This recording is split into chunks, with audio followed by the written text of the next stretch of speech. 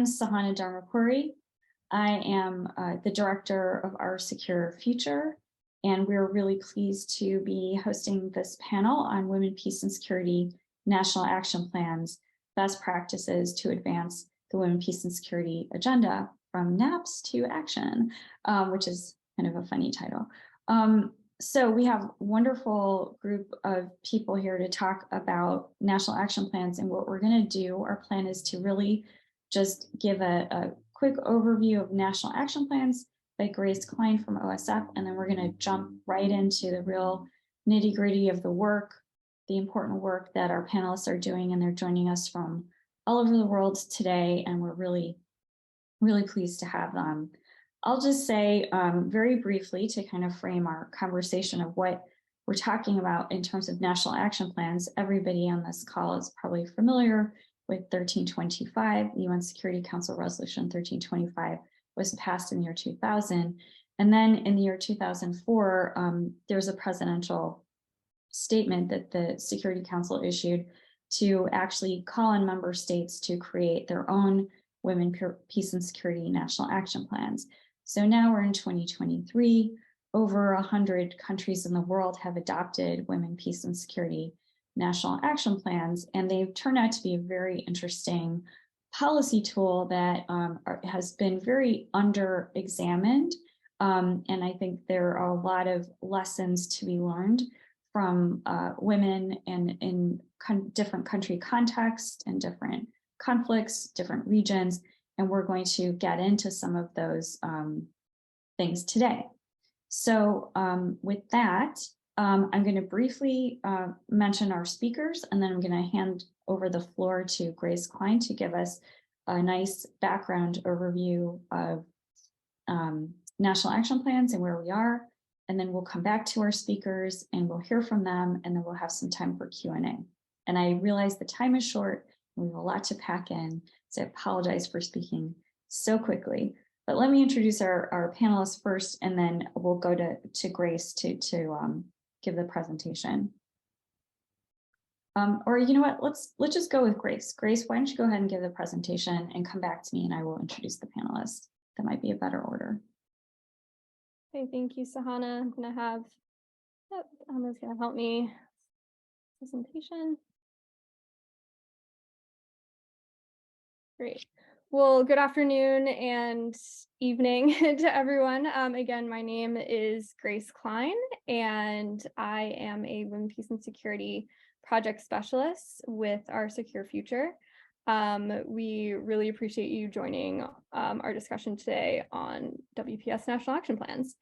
So as Sahana said, and we know that most of you are aware of the WPS, the origin of the WPS agenda, and there are experts on the call, but I want to do a brief overview to set a context for our discussion. So again, to reiterate, Sahana said earlier that UN Security Council Resolution 1325 on Women, Peace, and Security was passed in October 2000 and is the first formal recognition by the international community of the critical roles that women play in conflict prevention, conflict resolution, and peace building. And each of the resolution mandates are related to the pillars of participation, protection, prevention, relief, and recovery. And in that 2004 presidential statement, the UN Security Council called on member states to create Women, Peace, and Security National Action Plans as a tool for implementation. So what are Women, Peace, and Security National Action Plans? They are national level strategy documents that outline mutually agreed upon peace and security priorities and how a government will fulfill the objectives of the WPS agenda. A NAP is a vehicle for implementation, and it is a powerful tool to increase the inclusion of women in peace building and protection of women and girls. Developing a NAP is a recognized process used by UN member states that bring together government actors, civil society, and international partners to identify priorities and goals to advance policy objectives related to the WPS pillars. And this process allows for an unusual set of actors to work closely together. While the WPS agenda is a framework that is accepted and used globally, NAPs are tailored to a more specific country, region, or local context. And this creates a variance in the specificity of NAPs, but the majority do include objectives, activities, results, and implementing actors. And today, there are currently over 100 countries, as Sahana mentioned, that have adopted WPS NAPs, and there are 13 regional action plans. There are more NAPs that are in development, and our Secure Future is supporting direct country engagement for designing and developing new NAPs.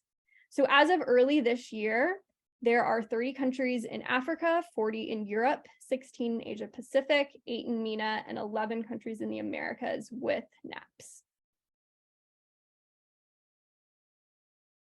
So NAPs have been developed since 2005, and therefore some countries are on their third or fourth iteration of the NAP, while others are in newer stages of development.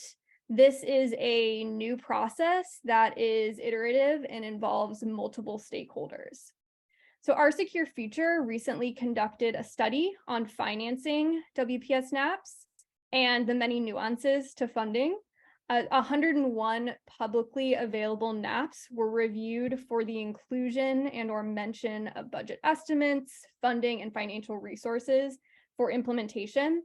We found that 31 countries have estimated funding amounts required for implementation. However, this does not guarantee that funds have been secured or allocated. And through research and key interviews, it was also determined that additional countries have funding for NAP implementation that is not documented directly in the NAP. My colleague Emma will be dropping a link in the chat to a brief we created to document some of these key findings, and it will also be followed by an upcoming, more detailed report on financing WPS NAPs. Thank you. So our panel discussion is going to delve into the details of best practices for NAPs. And while this can vary per country and region, high impact and effective NAPs allow for WPS to be adopted into policy guidance and become a part of the governance of institutions. NAPs require coordination for implementation, financial, technical, and human resources, political support, and results-based monitoring and evaluation mechanisms. High impact NAPs allow for the use of a WPS lens when thinking about emerging risks, issues, and threats. So we are here today to help make conversations about NAPs common practice. Supporting research on NAPs in all countries will provide clarity on the variance of implementation mechanisms and processes. And it will also help, we want to help create more opportunities for countries to share best practices on developing, budgeting, costing NAPs to improve implementation. So I'm now going to kick it back to Sahana, who will introduce our panelists and begin our conversation. Thank you, Grace and Emma. Thanks a lot. So let us introduce our panelists. I'm going to do brief introductions because everyone should have the panelist bios available to you online. And then we're going to just dive right into the nitty gritty on NAPs. So I'd like to introduce first Mavic Cabrera Belisa, founder and CEO of the Global Network of Women Peacebuilders, who's been working on this issue for many years. Many of you on the call know her and are familiar with her wonderful work. We also have Eleanor McNamee, the Senior Advisor and Team Lead at Global Affairs Canada on Women, Peace and Security. Thank you so much for joining us from Canada. I'm glad the link is working now for you. That's great to have you. And then we have Khadija Namudu, Program Officer for Women, Peace and Security for UN Women in Uganda. Thrilled to have you. We know it's very late there, so thanks for staying up and joining us for this panel. We appreciate that. And we also have Musa Abdu, Chief of Party for Counterpart International, also joining us from far away. And it's late at night on a Friday, and we do appreciate you sharing your expertise with us, taking the time on a Friday evening to spend a little time with us. So with that, I'm going to jump right into the conversation with our panelists. I'd like to start with Mavic, you've been working on these issues for quite a long time from the beginning, and you're aware of many of the best practices and obstacles on implementation for NAPs. But I think what's really interesting, you'd be able to help us understand better and see better, is how civil society organizations are actually able to hold governments accountable for NAP implementation and funding. But even more interesting, I think, is how are NAPs being used in conflict settings? And, you know, this thing about civil society working with governments, I think, is really interesting. How does civil society organizations actually engage with governments? I know that's a lot of questions you don't have to answer all at once, but wanted to start picking your brains on that. Yeah, thank you so much, Sahana and Grace and Emma for organizing this very important conversation. And I love how you pointed out there are now more than 100 national action plans around the world. There are 107 as of the last count. And the Global Network of Women Peace Builders, which I represent, has worked with about 25 countries in developing national action plans. And there's one condition that we set when we are invited either by the UN or by the member states themselves to provide technical support in national action planning, and that is meaningful involvement of civil society. Yes, the national action plans are government documents, but we strongly advocate for a whole of nation approach because governance is not just the responsibility and right of elected government or appointed government people, but civil society and the rest of citizenry and even refugees and in the country have the right to participate. So that's an important conditionality that we set. So in conflict setting, I will speak of 3 examples on how national action plans have been used. First, from the Philippines, where I'm originally from, when we worked on the first national action plan, it was also the time when peace negotiations with major rebel groups were taking place. So a most prominent one was the peace negotiation with the Moro Islamic Liberation Front, the government with the Moro Islamic Liberation Front. The other one is with the Communist Party of the Philippines. And it's been going on for a while, these peace negotiations. The one with the Moro Islamic Liberation Front took 17 years before it concluded. And so people were kind of tired, weary of this seemingly endless peace negotiation process, but even longer with the Communist Party of the Philippines. It's now almost 50 years of negotiation. And so the National Action Plan, especially because we were promoting a whole of nation approach, revived the interest of especially civil society in peace processes.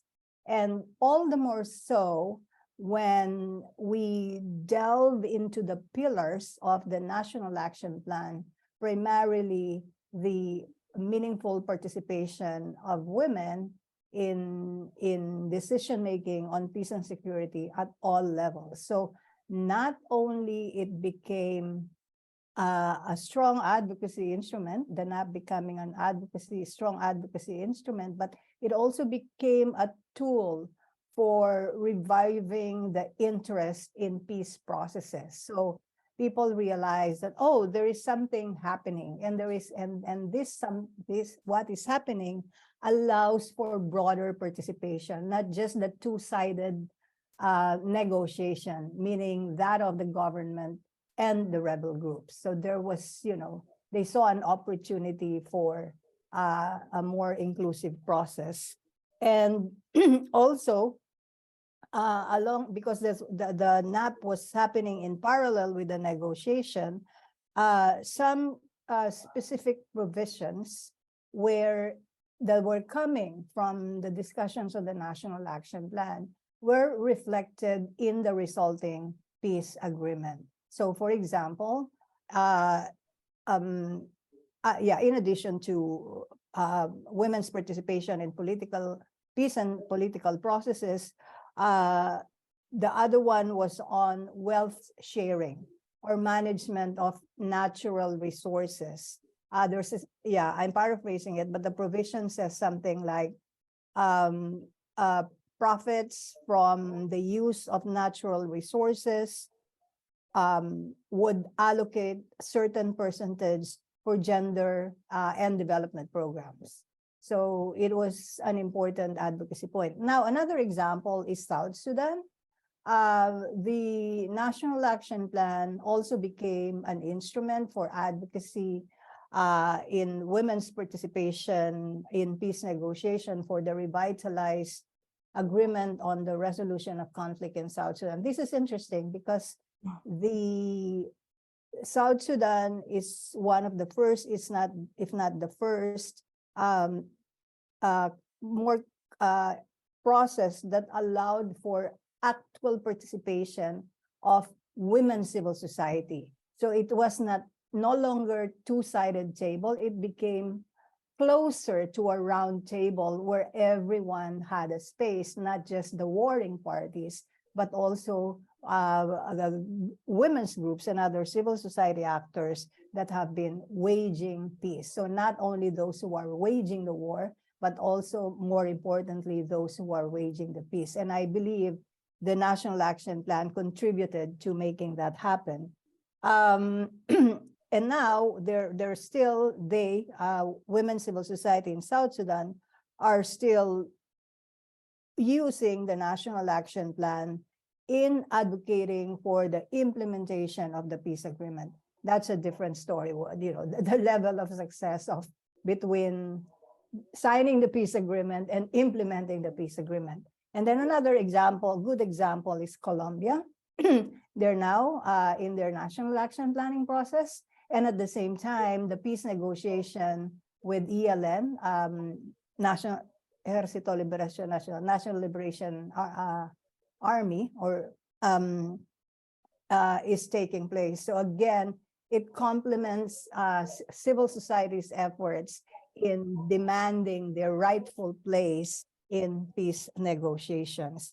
And then just very briefly, national action plans have also become tools for advocating for the nexus between peace and security and humanitarian crisis. One good example is Bangladesh, where the young women leaders for peace that we work with have strongly advocated for the inclusion of response to the Rohingya refugee crisis to be integrated in the National Action Plan. And they have successfully worked cross-sectorally, including with UN Women and other UN entities, in producing a strong policy brief and other advocacy materials for the government of Bangladesh to address the Rohingya crisis with using the National Action Plan and other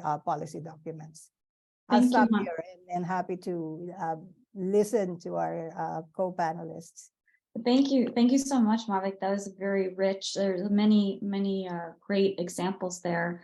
I'd like to move to Eleanor to talk a little bit about, from a government perspective, in your experience at the Global Affairs Office working on women, peace, and security issues.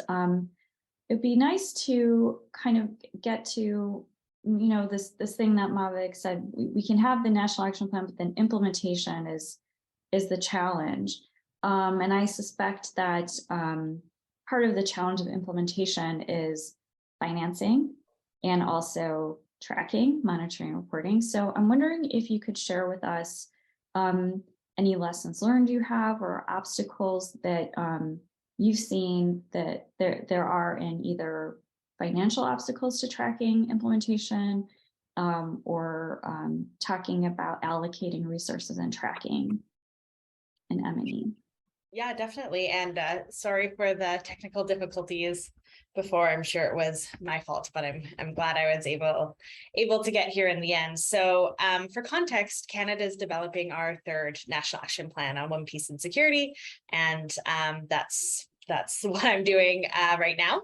And yeah, so I might start kind of generally with some challenges, and I'll try really hard not to get too bureaucratic, which I know government policy wonks love to do, but hopefully I can just provide some insight on, what it looks like to take, the guidance and the leadership from civil society and really translate that into commitments under a national action plan and all of the challenges and the processes that we have to navigate to make that happen, which sometimes result in an external facing document that might not make sense, but there were a lot of decisions and processes that we had to get through to get there. And I think that's often something that's not super visible from an external stakeholder perspective, but is so important in kind of understanding how national action plans come to fruition. So I'll start on your point about tracking progress, and that's something that we've really struggled with, because we found that after implementing 2 national action plans and we're going into our third, we found that we weren't doing a very good job at telling the story of women, peace, and security. And that's so important from a government perspective when you're developing a national action plan, because you need to tell, in our case, Canadians, why women, peace, and security is important and why the government should be prioritizing this. And do that in a very accessible way that's not steeped in jargon. In a Canadian perspective, we also have a national action plan on gender-based violence and missing and murdered Indigenous women and girls and Two-Spirit people and to us LGBTQI rights and anti-racism. So Women, Peace, and Security National Action Plan is part of a much larger ecosystem of government priorities. So we need to use our monitoring, evaluation, and learning tools to be able to tell that story. So we've really invested a lot of time thinking through, what our monitoring and evaluation and learning, which is a very important part of that, can look like under the third action plan that allows us to tell that better story. But it also allows us to build in flexibility so that we can continue to be relevant. And that's something that I think sometimes national action plans, we do a little bit of a disservice, because we set up these really great commitments and we have no idea what the world will look like in 5 years. And that was certainly a challenge under our last action plan. And sometimes we kind of locked ourselves in and didn't allow ourselves to be flexible and relevant to kind of emerging issues. And then the last thing I'll say, just to your point on financing, because I think it's a really good one. I think governments often struggle tracking how much money is spent on women, peace, and security. And I think if I could, provide some reframing or insight on why that is, sometimes that could be a good thing, because it means that women, peace, and security is being mainstreamed. So we certainly need dedicated funding to women, peace, and security. That's absolutely good practice. Mavic and GNWP and your work on the NAP costing, it's a fact that we need associated budgets, we need money for women, peace, and security. But as you start to mainstream things into institutions, it becomes more difficult to track, what money is being spent. So for example, one person in this department over here is a full-time person working on monitoring and evaluation, but maybe only half of their salary is going to tracking this national action plan in particular. So I think as we start to mainstream and institutionalize women, peace, and security across broader crosswalk of government departments and agencies. In Canada now, we're up to 10 departments and agencies. So that's a lot of bureaucracy to track and follow. It's harder to follow the money. There's some real bureaucratic and institutional challenges to do that. We tried to find we developed a methodology for trying to track that under the last National Action Plan, and we found that it just wasn't accurate. So, our approach is we still need strong funding on women, peace, and security. We need dedicated funds on this, but we might not know exactly how much we're spending. And that's just a reflection of the fact that more partners are coming to the table and it's being better integrated into government.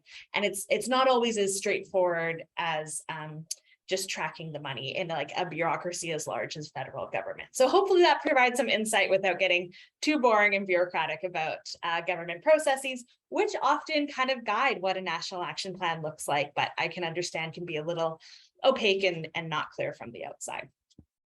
No, that was terrific. That was a great window into some of how the policy machinery actually works, right? And what some of the internal challenges might be. And I think we could go back to that in our Q&A part. We could probably dive a little deeper into some of that.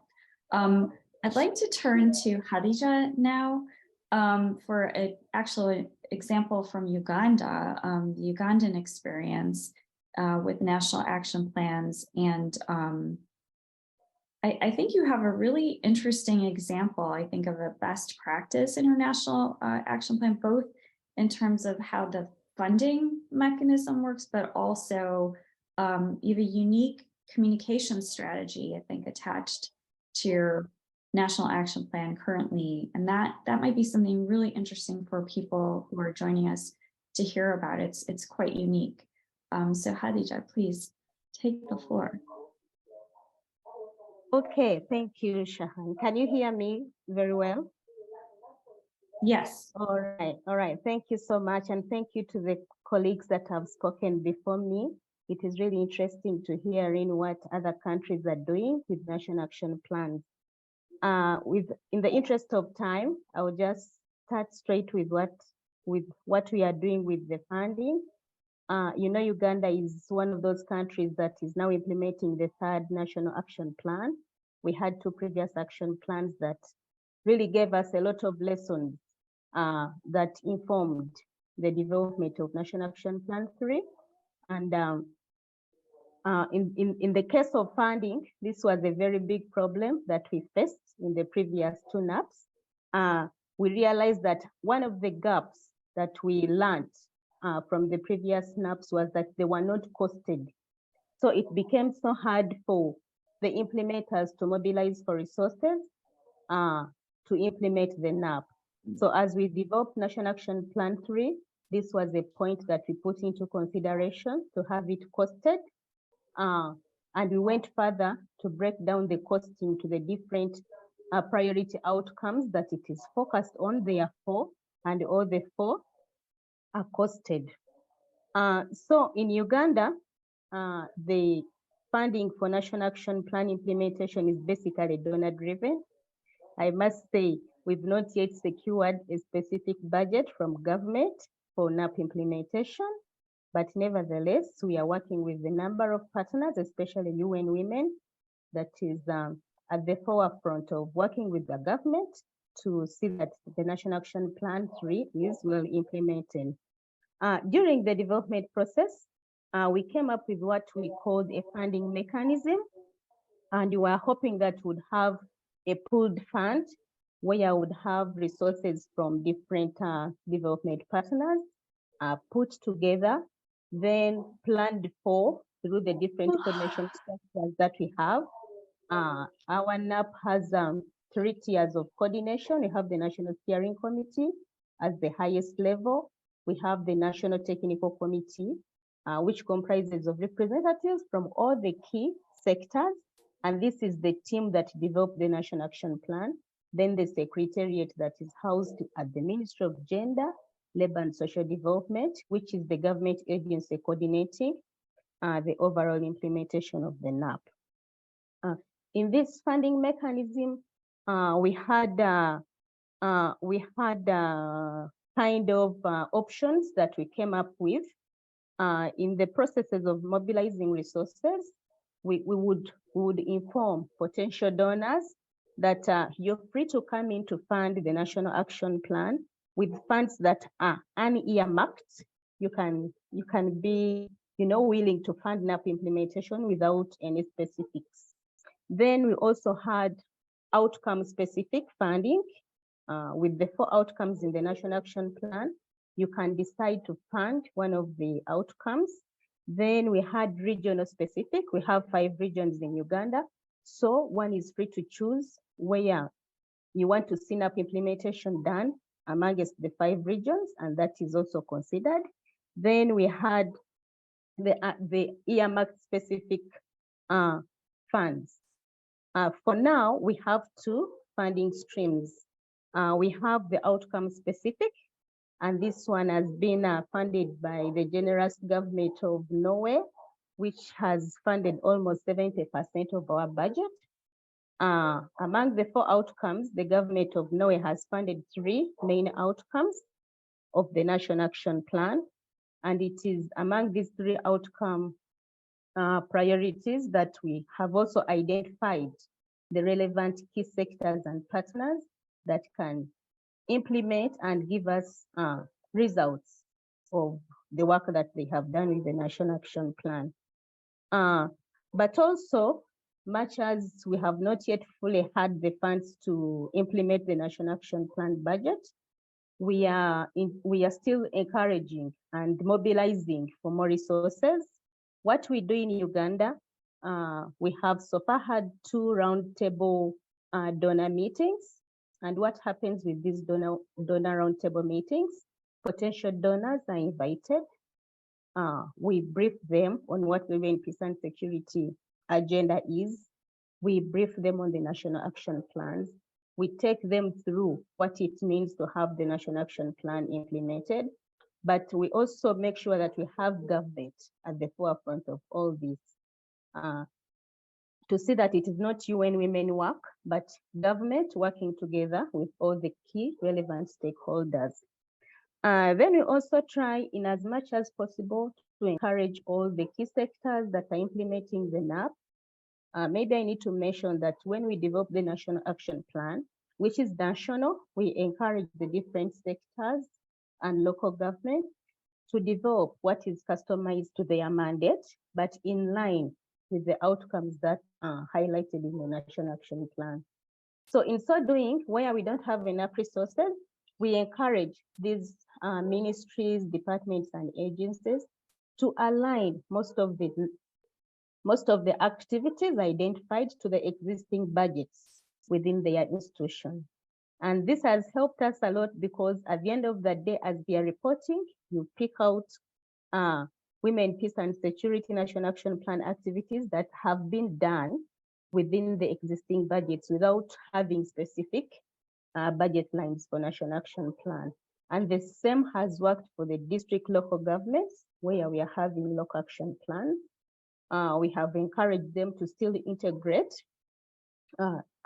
the local action plan activities with whatever budgets they have, so that we can have results at the end of the day. As I can say, funding is still a big problem. We have not had enough resources, but this is not just financial, like Grace already highlighted in her presentation. The human resource is also very important. One of the strategies that we used was to get commitment from sectors through appointing focal point persons that can be answerable to the implementation of the National Action Plan. We realized that there are no specific staff recruited for Women, Peace and Security work. So it is these focal point persons that are charged to see that Women, Peace and Security work is implemented within their sectors. They are accountable for reporting, but you realize that this is additional work in addition to what they were recruited to do. But we try in as much as possible to keep them updated and committed to the work that they are supposed to do with Women, Peace and Security.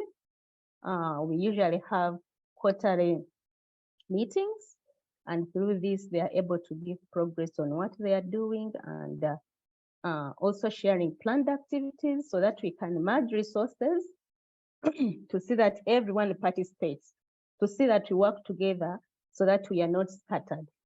For instance, if a civil society is planning on a WPS activity in a region, and we have another partner in the same region, maybe funded by UN Women, we usually encourage them to come together and share the costs so that we don't have to spend a lot of money while implementing women, peace, and security work. For the communication strategy, yes, this was another lesson learned from the previous national action plans, which didn't have a communication strategy.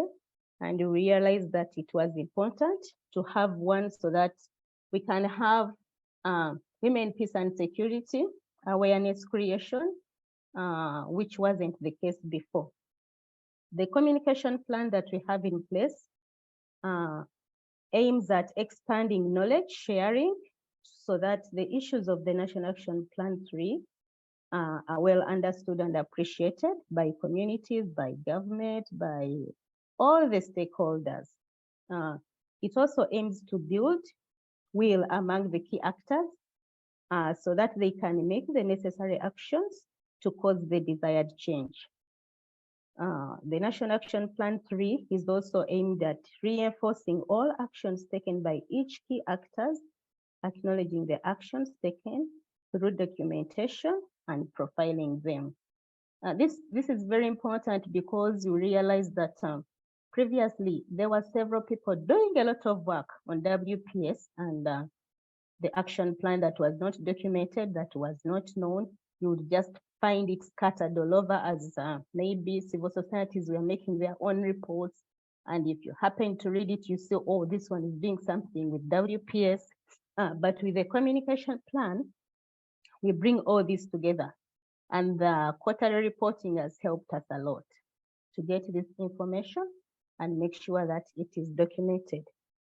Also in our plan, we identified what the target audience is, and the primary audience involves the ministries, departments, and agencies.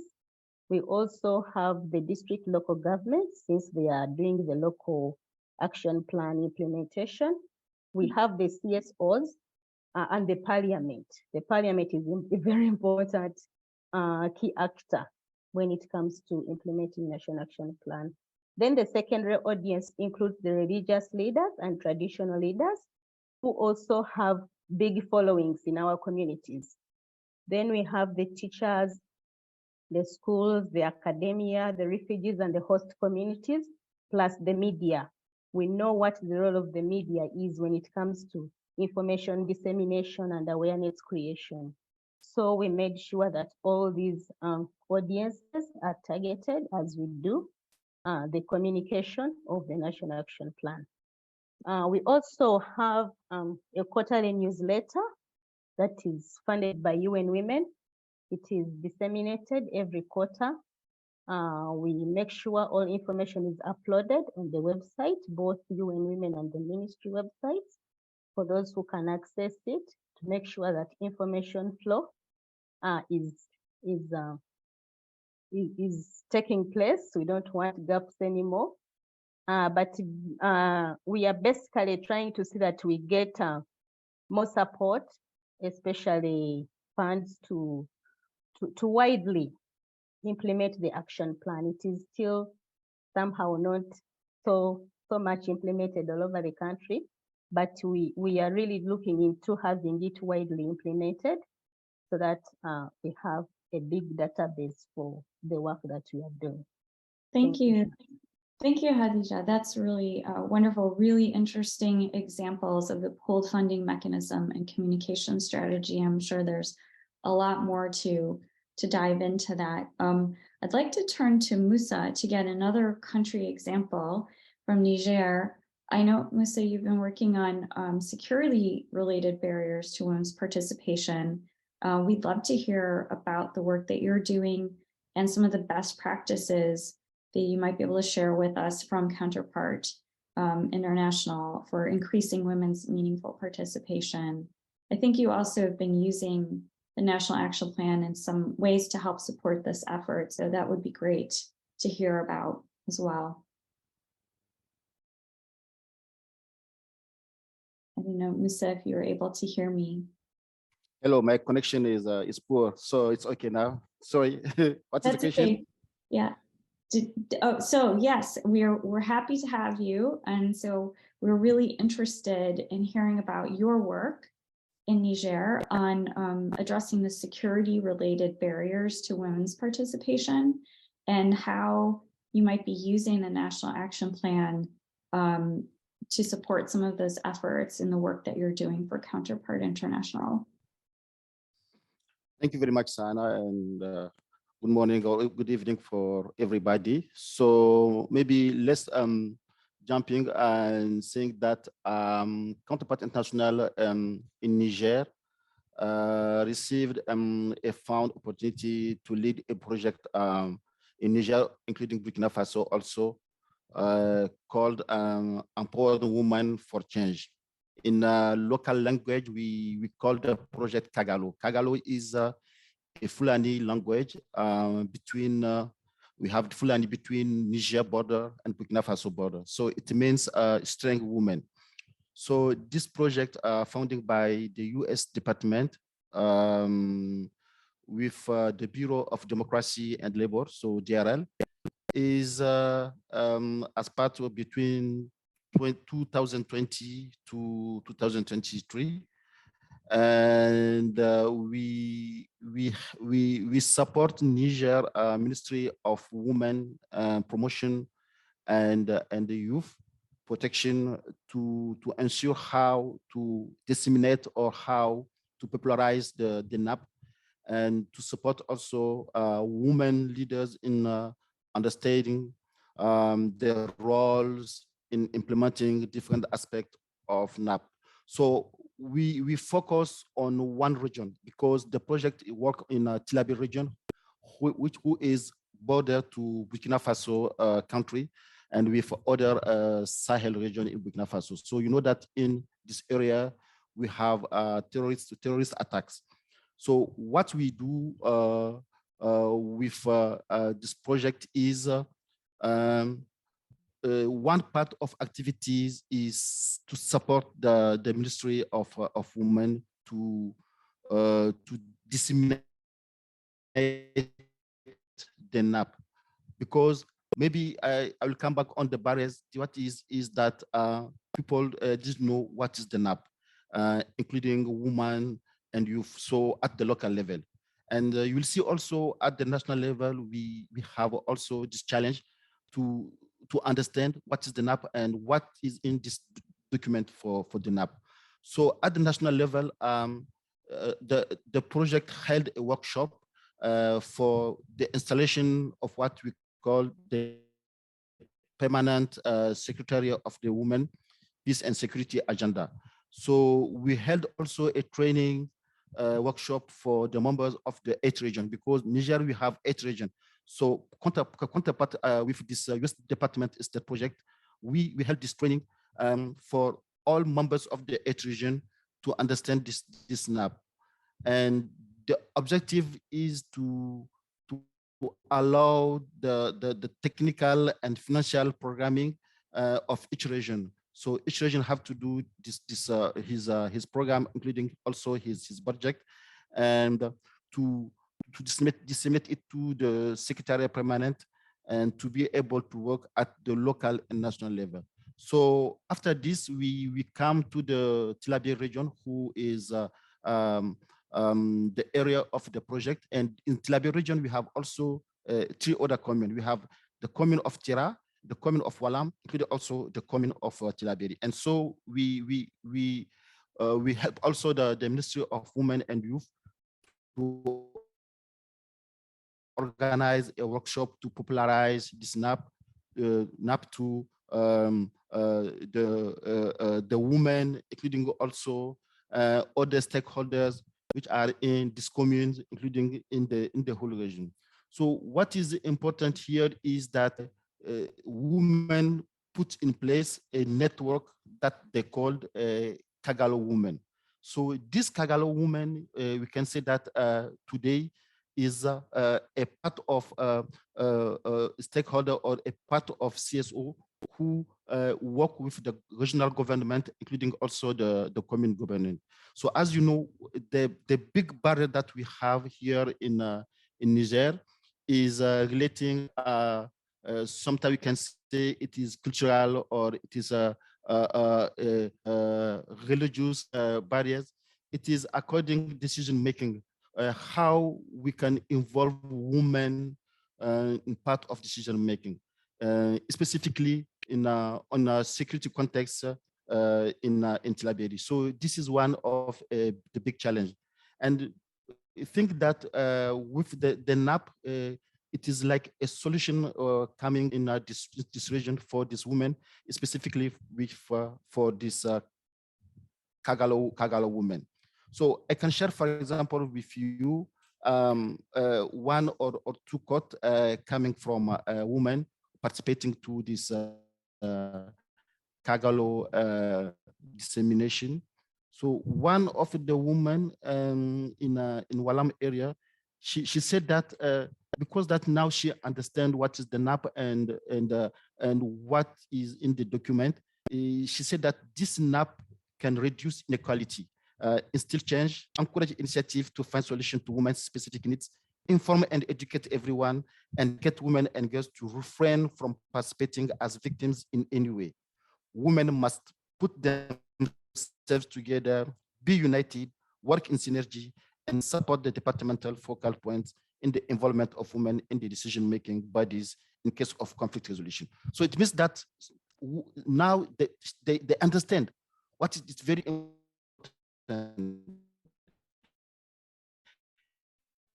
And you see now in the meeting or workshop or multi-stakeholder dialogues, the governor of the region, of, if you can say the chief of the region, when he didn't see one woman from this Kagalo network, and he asked people, where are the Kagalo women? Because we know that now they can help us on decision making, and also we need to work together. But in the past, when you have this kind of meeting of security, they didn't involve women.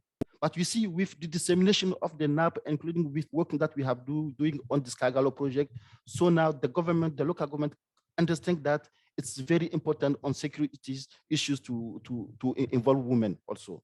And we have also another woman for another commune who said that I intend to give this training to other local elected officials because she participated to the training. But we didn't have all women, but we have just some representative women who are now the Kagalo network. But each woman also have her association. So she said that I intend to give this training to other local elected officials who did not have the chance to participate in it, so that together we can raise awareness and form a block to fight against insecurity. If all the strategic axes, resolution 1325, is related issues, achievement, and challenge are taken into account by all the actors and specifically involve women in decision-making, the NAP will be able to help the population put an end to this scourge of insecurity. So you see, they understand and they know that if they come back in their villages, they involve other women and they give awareness to the other women, including also the chief of villages, including also the chief of government at the local level, the commune, so they can fight against it. So we think that with this project, we are going to say that all barriers for culture or decision making involving women is now okay, but we can say that most of them now for government guys position who are in the region, including in this three commune, they understand this this document of NAP, and every time they encourage or they involve women to be part of decision making. So this is what I can share quickly with you with our experiences in Tilaberi region. Thank you.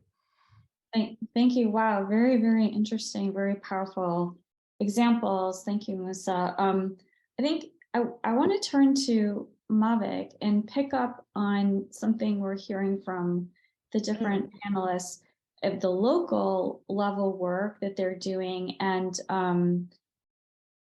this idea of localization or adapting the NAP to the local context and working with governments. Could you talk a little bit about that? Because I think localization seems to hold a lot of positive best practices or lessons for us. Thank you so much for the questions, Anna. And in discussing localization, I will also touch base on this issue of financing the Women, Peace and Security agenda. So localization, we started the localization program, localization of Women, Peace and Security program. Now we're also applying it to the synergy with Youth, Peace and Security resolutions in 2011. When we realized, I think by the time there were, I don't know, like 30 national action plans or so, but we realized that most national action planning processes were taking place only in the capital. So it's the national ministries or federal ministries that have been involved.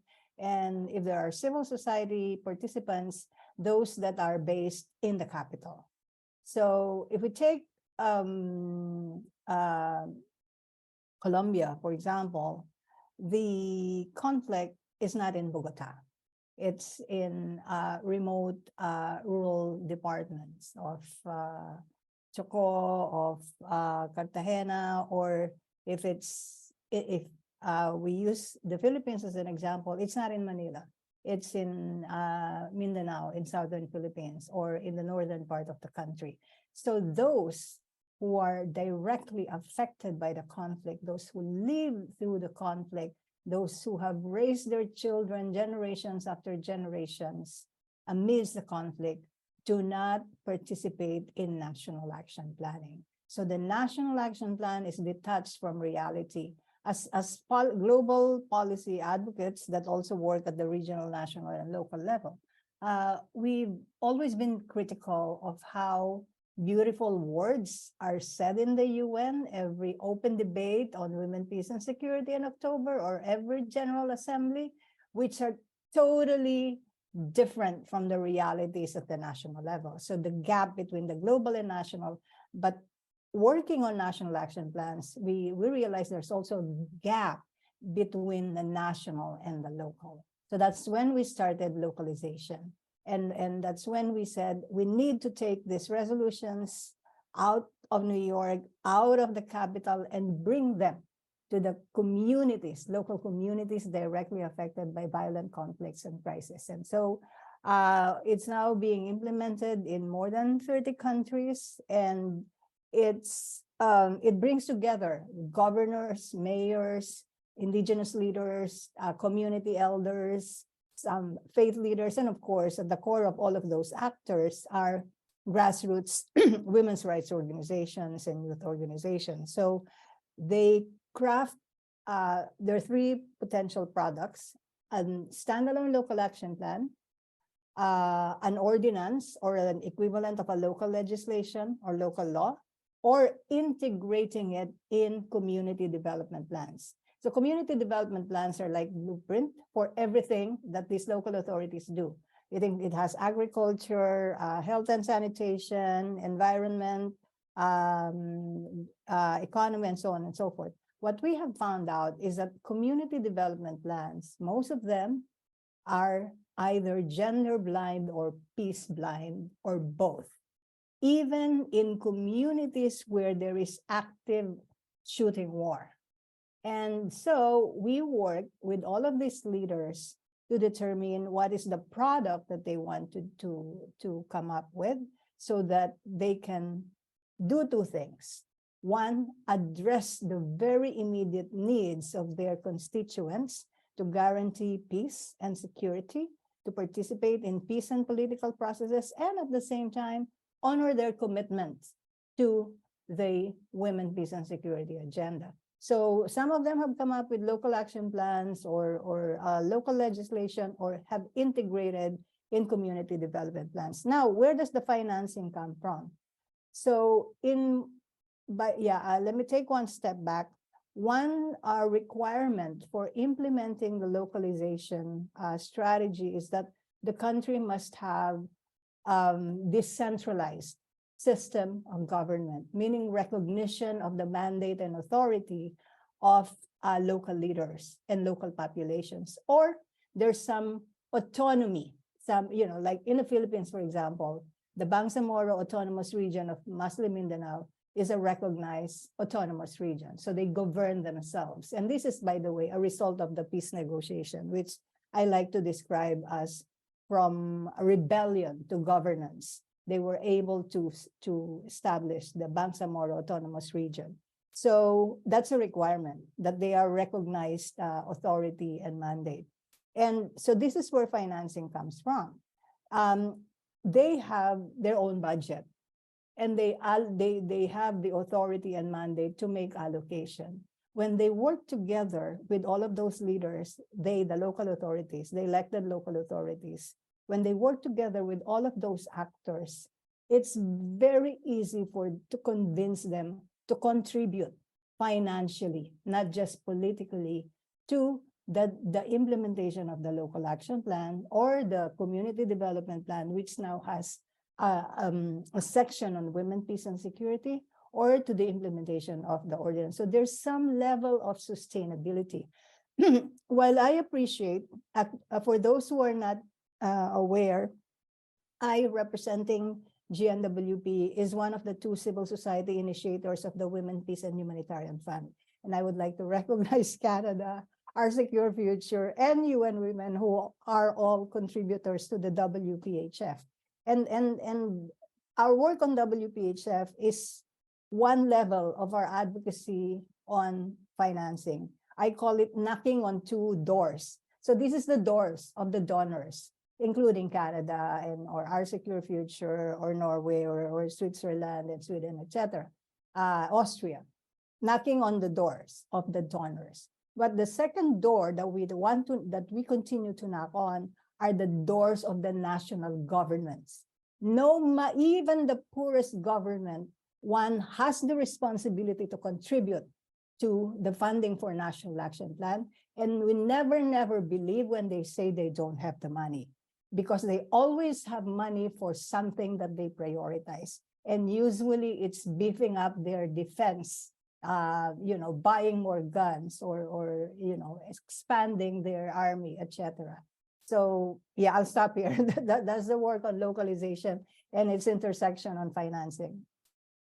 Thank you, Mavik. This is so fascinating, and each one of the panelists have really given us such rich information about what they're working on, and I'm sure that we could go much more deeply into it. But I also recognize that we have about 10 or 15 minutes available for Q&A, and I want to make sure that the people who are joining us in the room are able to ask questions. So if you have any, so you can raise your hand. We seem to be a small group, or you can put it in the chat if you would like. And I think Grace or Emma will be able to flag those questions if I don't see them. I will give you all a minute to think about any questions you might have. But also, I'm wondering, as we take a minute to wait and see if our participants would like to engage with the panelists, I was thinking, as I was listening to each one of you with such terrific and deep experience, just curious, not putting you on the spot, but I wonder, how can we encourage more of this best practice sharing, either regionally or internationally? Are there any recommendations anyone would like to make? Because it seems to me there's a lot of experience here in the room, both at the local level, government level, policy level, actually answering the questions of implementation with really innovative things that they're doing. So any takers on that question? I see Eleanor smiling, so I'm wondering. Yes, I have an example I can share, but I'm always very keen to let civil society colleagues speak first. So if anybody else on my panel wants to jump in first, they're more than welcome. Okay, do we have any takers? Why don't you go ahead? Okay, Alex? I'll go ahead. Well, I'll share an anecdote of something that we found when we were developing, starting the consultations for our third action plan. So, you know, there's so many great regional and global forums that are popping up for governments to coordinate on WPS, including the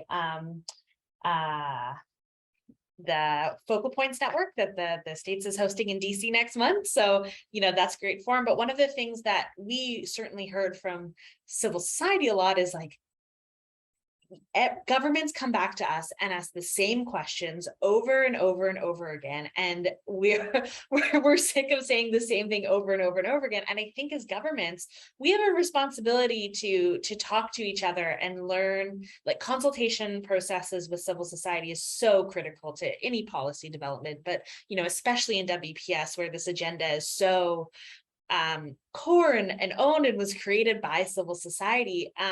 But part of our consultation process for developing the third action plan was actually doing bilateral engagements with countries who had recently developed their national action plan. So we spoke to our colleagues in Uganda, for example, and other countries who had gone through consultation processes in the last 3 years to say, what did you hear through your consultation process? What can we learn through ours? And we are happy to share back what we hear. And then through that, we were really able to tailor our consultation processes to fill in the gaps of the information that we didn't have, instead of going back and asking the same questions. And I think it was such a rich opportunity for us to engage with some of our colleagues and other governments who are doing this work, but also a really good opportunity to share good practice. And I think sometimes that can be lost in really large forums like the Focal Points Network, which certainly has its own value. So I just really encourage governments to, you know,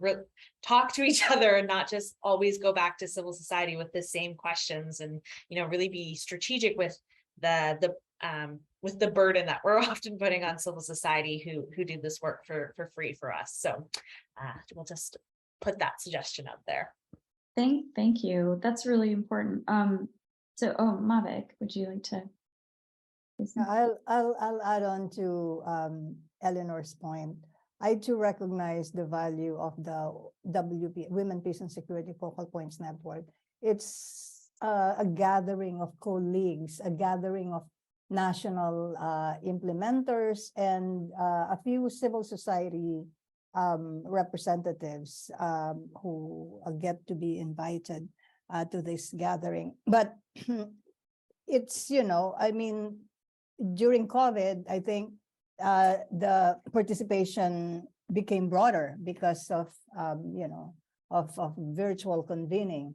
But now it's back in person, and I'm not sure whether it will be hybrid, but even that is still very limited. So an interesting development with the WPS Focal Points Network, which is now being chaired by the U.S. and co-chaired by the U.S. and Romania, is that they're working on identifying, supporting, or I'm not quite sure if they're going to establish centers for excellence on WPS, which would become repository and training center on women, peace, and security. Again, the question is how many can be reached by, you know, how many will be able to access those, you know, sources of information or repositories. So my point is, let's use all of the available avenues. And GNWP being a proponent of localization, let's use the local methodologies and local platforms. In most conflict-affected countries, community radio is still the most effective medium. It's local language, it's affordable, and especially for women, and I don't mean to add to the multiple burden of women, but it's also, it's actually coming from local women. They said they like radio because they can listen while they're doing so many other things, doing chores or, you know, doing their business in the market, if they're market vendors. So at GNWP, we have this media and women, peace and security program where we work largely with local media and national media not just in popularizing the NAP, if the NAP exists, or the women, peace and security broadly, but in getting them to be heard, enabling the local population, especially women and young people, to speak in their own authentic voices, and community radio makes that possible. So you just need to find a moderator who can break it down to speak to their context. That's wonderful. Thank you so much for sharing that. And I am noticing the time. We have probably time for one last question. If anyone has a last question or a last remark that they'd like to share, any of the panelists. I might go back to Grace, because Grace has done such terrific work, deep dive on all the national action plans, looking at financing. And I know I'm putting you on the spot, Grace, but maybe you'd like to share just some last words of insight from what you were looking at and what you found in when you looked at the NAPs. Yeah, thanks, Hannah, and thanks again to all of our panelists. I'm also just, it's amazing the breadth of knowledge and difference of experiences, and I think that came through in my research too for financing, how individualized every country's NAP budget or costing, the way that it's presented in the national action plans are very different. And I think it's based on local, a lot of times local systems.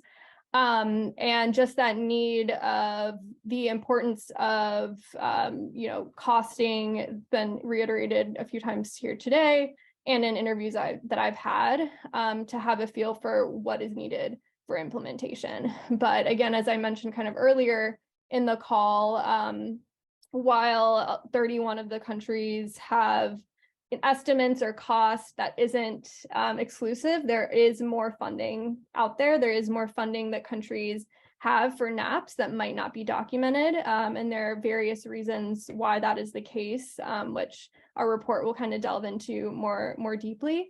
But I would say kind of just an overall, there's a lot of variance in terms of regionally, from maybe donor countries versus more recipient countries, and how that they are putting their budgets and articulating those into the NAPs. Thank you. That's really helpful. So I'm going to just say, since we have five minutes left, maybe to sort of summarize some of the interesting, innovative practices, best practices I heard in the panel. One, this use of a pooled funding mechanism in Uganda sounds really interesting. I think there may be one other country that is using that, and I think that might be Jordan, but very fascinating innovation. The emphasis on communication strategies, using media, using different outlets for media.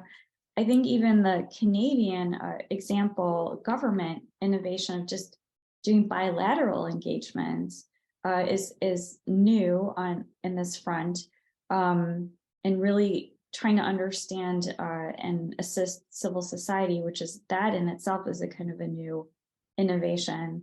I think some of the things that Musa and Khadija also pointed out to us are the local engagement of local leaders, local actors, women's organizations, the organizing that happens on the ground, so that this is change we're seeing in real people's lives and decision-making by women and the importance it makes to everyone's security. I think, Musa, also you are a great example of a male ally, and it sounds like a lot of the work that you're doing in Niger is also involving male allies, and I'm sure there's a lot to learn there, and probably should be its own panel and its own session and full day to be talking about engaging male allies on women, peace, and security.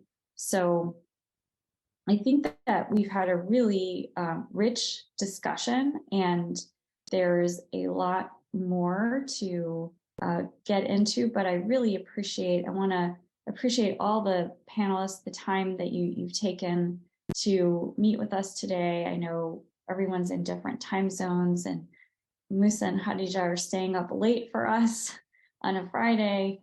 And I really appreciate Mavic, Eleanor, Grace, all of your hard work, and Emma Bogus and Megan Crotto behind the scenes, your support for this topic and the panel and bringing us all together today.